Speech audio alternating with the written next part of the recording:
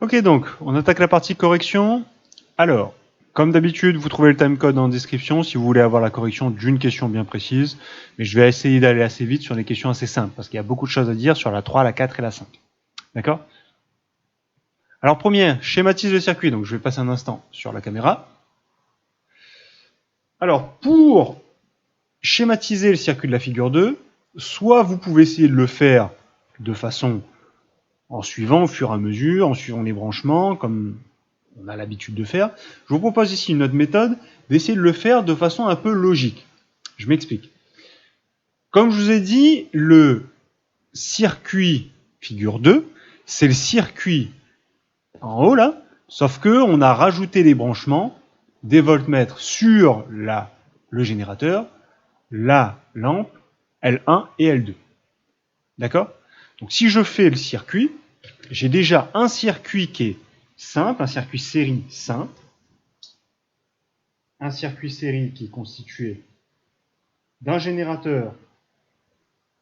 Alors là, j'ai fait une pile, c'est juste pour pouvoir vous repérer ensuite avec des histoires de plus et moins, c'est un peu plus facile. D'une première lampe et d'une seconde lampe, branchées en série. On a connecté le générateur, le gros boîtier noir, à une lampe qui est connectée à une autre lampe, qui est connectée à une autre lampe. D'accord? Donc ça, c'est le circuit de base. Et dans ce circuit, j'ai rajouté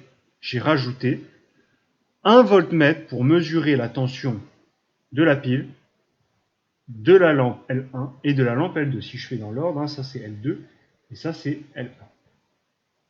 Donc il va falloir que je redessine, que je rajoute les appareils de mesure pour mesurer la tension de la pile, le nombre de volts de la pile, la tension de L2 et la tension de L1.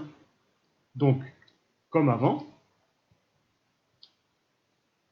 si je veux mesurer la tension de L2, il faut que je mette un voltmètre autour, pas dessus, ne mettez pas des fils par-dessus, autour de L1, que je mette un voltmètre autour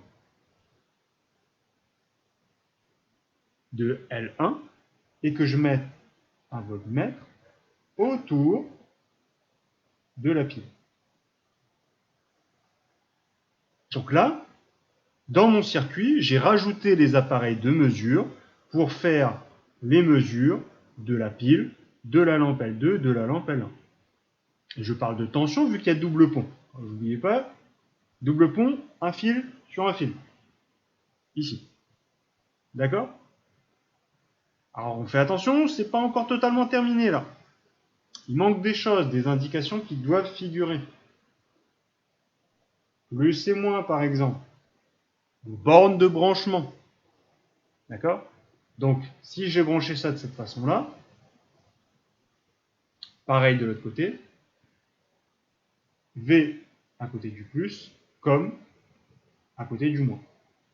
Pareil ici, la borne plus elle est là, donc ici c'est la borne V, et donc ici c'est la borne comme. Pareil ici, ici c'est la borne V, et ici c'est la borne comme. Pour faire les mesures dans le bon sens, sinon si vous avez inversé vos branchements, il va vous afficher un chiffre négatif, parce qu'il a la tête à l'envers, le pauvre. On est gentil avec nos voltmètres, ils sont gentils. Et voilà, là j'ai bien le générateur, le gros boîtier noir, la lampe, le premier boîtier de mesure, le 612 là, le deuxième boîtier de mesure, le 2,21, le deuxième boîtier de mesure, le 3,91. D'accord? Bien évidemment, c'est des volts, parce qu'on mesure des volts ici. Ok? C'est bon pour la question 1. Alors, je vais faire une petite photo parce que c'est très joli mon dessin, et surtout pour que vous l'ayez bien en tête. Hop là. Alors, il y a eu un petit souci technique, c'est pour ça que j'ai dû couper la vidéo au plein montage et de un peu recoller tout le truc. Un petit souci qui vous explique pourquoi il n'y a pas eu de live pendant les vacances. Enfin bref. Alors, on était donc voilà, la question 1 sur le schéma qui est précisé ici. On va faire la question 2 assez rapidement, pas trop perdre de temps. Relève la valeur des tensions aux bornes du générateur. Et aux bornes de chaque lampe, notez UG, U1 et U2. Donc là, relève la valeur, on ne vous demande pas de calculer, il faut simplement donner les chiffres, avec la bonne unité et bien associée. C'est-à-dire qu'il faut donner la valeur qui est fournie par chacun des appareils de mesure en fonction. C'est-à-dire que UG, la tension UG, c'est-à-dire le nombre de volts du générateur. On regarde qui donne, c'est lui. Le générateur, il est là. Qui est branché à qui? Là. 6,12 volts. U1. Donc je regarde, L1, il est là. Qui donne la tension de L1? Celui-là, 3,91. Pareil, je regarde U2, la tension de U2, le nombre de volts de U2. Je répète, faites attention, quand je parle de tension, je parle du nombre de volts. Comme quand je parle de masse, je parle du nombre de grammes. Associez le mot à l'unité. D'accord? Donc la tension de U2, L2, elle est là. La tension, le nombre de volts de L2, il est là, 2,21. D'accord? On relève la valeur, c'est donner les chiffres. Les chiffres sont quelque part, sur un appareil de mesure ou dans un texte. Ok? Allez, troisième question, on commence à arriver sur les questions un peu techniques. Compare la tension fournie par le générateur UG à la somme des tensions reçues par chaque lampe. Bon, on est méthodique. La somme des tensions, donc on va déjà faire la somme des tensions. U1 plus U2. C'est-à-dire qu'on va ajouter le nombre de volts. 3,91 volts pour le premier, et on va ajouter ça au 2,21 volts que j'ai là. Petit calcul de tête. 2 et 3, 5. 9 et 2, je pose 2 et je retiens 1. 1 et 1, 2. Donc ça me fait 6,12. 6,12. Ça rappelle rien, ça, 6,12? Ça, là. Oh, magie. La somme U1 et U2, l'addition de U1 et U2, la somme des tensions, me permet de retomber sur UG. Donc si on compare, on constate que oula, on constate que la somme des tensions des deux lampes est égale à la tension du générateur. Ouais, c'est sympa, mais c'est un peu compliqué, c'est un peu long à écrire. Parce que je ne peux pas mettre une relation mathématique, c'est-à-dire, est-ce que je ne peux pas traduire ça mathématiquement? C'est-à-dire, relier UG, U1 et U2 dans une espèce de formule mathématique. Un peu comme vitesse est égale à distance divisée par temps. Bah, j'ai un peu le morceau là. Ça, c'est U1, ça, c'est U2, ça, c'est plus, on est content, mais ça, c'est UG. Donc en fait, en remplaçant les chiffres par les lettres correspondantes, 3,91 pour U1, 2,21 pour U2 et 6,12 par UG, la relation mathématique, elle devient assez simple. U1 plus U2 est égal à UG. La difficulté, si vous voulez vous entraîner, c'est bien associer un groupe de lettres à un chiffre. Faites attention, différent des chiffres des unités. Il faut réussir à jongler avec tout ça. D'accord? Avec la notion de mot, de nom et d'unité. Donc là, j'ai remplacé 3,91, c'était U1, plus c'était plus, ça c'était U2, et ça, on remarque que c'est UG. Ça, on remarque que c'est UG. Donc voilà ma relation mathématique. Et donc, question 5. Bon ben voilà. Énoncer la loi des tensions pour les dipôles branchés en série. Pour cela, rédige une phrase traduisant la relation précédente. En fait, il faut essayer d'étendre sur plusieurs cas. Là, U1 plus U2 plus U1 plus U2 est égal à UG. Si j'avais une troisième lampe, si on est un peu logique et qu'on continue, ça vient s'ajouter. C'est-à-dire que U1 plus U2 plus U3, si j'avais une troisième lampe, U1 plus U2 plus U3 aurait été égal à UG. Si j'avais une quatrième lampe, U1 plus U2 plus U3 plus U4 est égal à UG. En fait, quand je branche des appareils en série, la tension du générateur va se répartir un peu dans chaque lampe. C'est un peu comme si j'avais des morceaux d'électricité que je répartissais dans tous les appareils que j'ai branchés en série. Donc ici,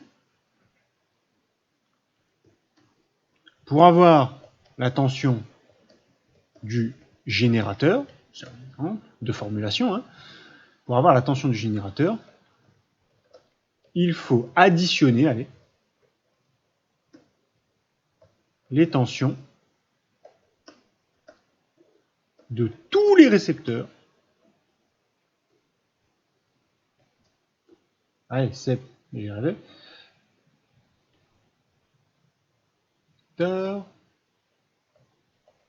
branchés en série. D'accord ? Où l'addition des tensions de tous les récepteurs branchés en série est égale à la tension du générateur. D'accord ? À vous de formuler ça un peu, tant que vous avez le fait que quand on additionne, quand on ajoute toutes les tensions de tous les appareils qui sont dans le circuit, je retombe sur la tension du générateur. D'accord ? Alors la sixième question, elle est un peu technique, parce que vous n'avez pas le matériel justement pour faire la manipulation. Mais en étant un peu logique, en regardant ce que vous avez là, vous pouvez assez facilement trouver ce qui va se passer. C'est que devient ces trois valeurs si l'une des tensions, que deviennent les valeurs des tensions si l'une des lampes grille. C'est-à-dire que si je dévisse une lampe, qu'est-ce qui va arriver au niveau de l'électricité ?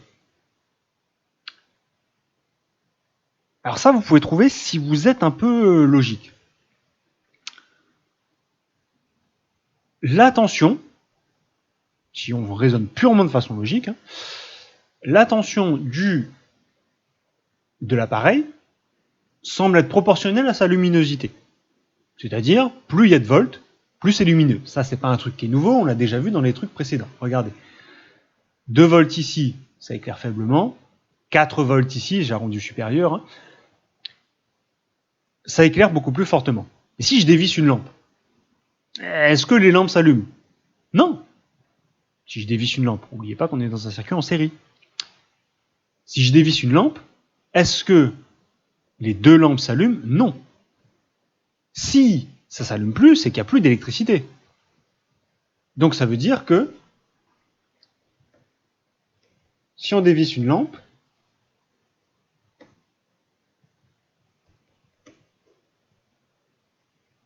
plus rien ne marche dans le circuit.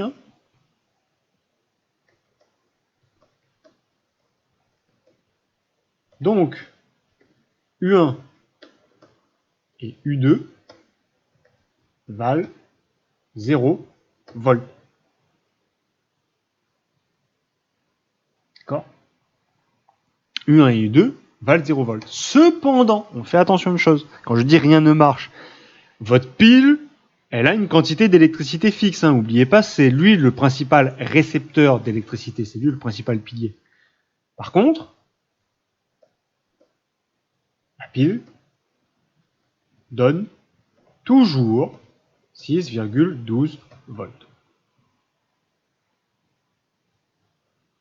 D'accord ? Donc pour pouvoir trouver ça, simplement avec un peu de logique. Pour avoir de la lumière, il faut de l'électricité, et la quantité de lumière est proportionnelle au nombre de volts que vous avez. Si plus rien n'éclaire, il n'y a plus d'électricité, techniquement, qui passe dans le circuit, qui passe dans les fils, qui permettent de boucler d'un endroit à un autre. Donc ça veut dire que L1 afficherait 0, L2 afficherait 0. Vu qu'on est dans un circuit en série en plus. Si je dévisse une lampe, j'ai un trou. Si j'ai un trou, il n'y a plus de possibilité de l'électricité pour bouger. Par contre, et c'est ce qui caractérise un générateur, il a une tension à vide. Donc lui, il fournit toujours ses 6 volts. quelle que soit la situation. Après, à voir est-ce que ces 6 volts peuvent faire fonctionner un appareil ou pas, ça c'est autre chose. D'accord? Donc là, surtout, ce qui est important de comprendre, c'est ça. C'est quand je vais brancher dans un circuit en série, quand je vais brancher des appareils en série, comment va se répartir le nombre de volts? Les volts vont se répartir un peu dans chacun des appareils. Si bien que si j'additionne tous les volts, si j'additionne toutes les tensions de tous les appareils, je vais retomber sur la tension du générateur. Allez, ce qu'il faut retenir, j'essaie de vous donner avec peut-être des chiffres un peu plus simples pour que vous puissiez comprendre. Parce que les chiffres à virgule, je suis sûr que j'en ai perdu beaucoup là. Allez, ce qu'il faut retenir à la suite à noter dans le cahier, d'accord? La loi des tensions dans un circuit en série. La tension du générateur est égale à la somme des tensions des récepteurs branchés en série. Voilà. Je vais peut-être changer les chiffres pour que vous puissiez un peu plus facilement les digérer. Vous allez voir ce que je veux dire. Imaginons que je donne 10 volts. J'ai un générateur, une pile, qui donne 10 volts. Je change un peu les chiffres pour que vous puissiez comprendre. Ces 10 volts-là, ils vont se répartir un peu dans chaque appareil qui sont branchés en série. Ici, j'en ai 2. Et il y en a une qui éclaire plus faiblement que l'autre. Ça veut dire que celle-là, par exemple, elle va avoir 2 volts. Et si vous êtes malin, vous pouvez savoir, imaginons celle-là, celle-là donne 2 volts. Si vous êtes malin, vous pouvez savoir combien je vais avoir pour U1. J'ai 10 volts de départ. Il y a 2 volts qui est donné ici. Forcément, j'ai 8 volts qui est donné de l'autre côté. Rien ne se perd, rien ne se crée, tout se transforme. 2 plus 8, c'est bien égal à 10. Mon générateur va donner une partie d'électricité à chacun des appareils. Et donc, je vais retrouver, dans mon circuit en série, j'insiste bien, dans le circuit en série, je vais retrouver dans chaque récepteur une partie de l'électricité qui est donnée par le générateur. Je change les chiffres. Imaginons que je donne un truc un peu plus gros. Allez, je vais donner un truc de 30 volts. Allez, je donne un générateur qui donne 30 volts. Celle-là va avoir, par exemple, 10 volts. Si vous êtes logique, vous savez combien j'ai dans la dernière. 10 volts ici. Combien il me reste pour avoir les 30 ? 20. Parce que 20 plus 10, c'est égal à 30. Ok ? La somme des tensions des récepteurs, lorsque j'additionne la tension des récepteurs, le nombre de volts des récepteurs, je retombe sur la tension du générateur. UG, tension du générateur, est égale à U1 plus U2. 10 plus 20 est bien égal à 30. D'accord ? Bon, on commence à arriver sur les parties un peu techniques. On va s'arrêter là-dessus. Digérer un peu tout ça, d'accord, avec la loi, parce qu'après on va voir les circuits en dérivation et on va aussi rajouter les ampères et les volts. Il va falloir le digérer tout ça. Donc, tenez-vous au courant sur Web Collège, sur les prochains jours, des différentes activités, des dates de classe virtuelles. Pour les 4e, on fera ça vraisemblablement mercredi, d'accord ? Mercredi matin. Je vous donnerai les dates très prochainement. Si jamais vous n'avez pas accès à Web Collège, n'oubliez pas sur YouTube l'onglet à propos, pas l'onglet discussion. L'onglet à propos, vous pouvez trouver les informations. Parce que certains n'ont pas l'onglet discussion. Donc, tenez-vous au courant. Digérez bien cette histoire de somme là. Et surtout, faites attention à votre santé, à la santé de vos proches. Sur ce, je vous souhaite une bonne continuation et je vous dis à plus.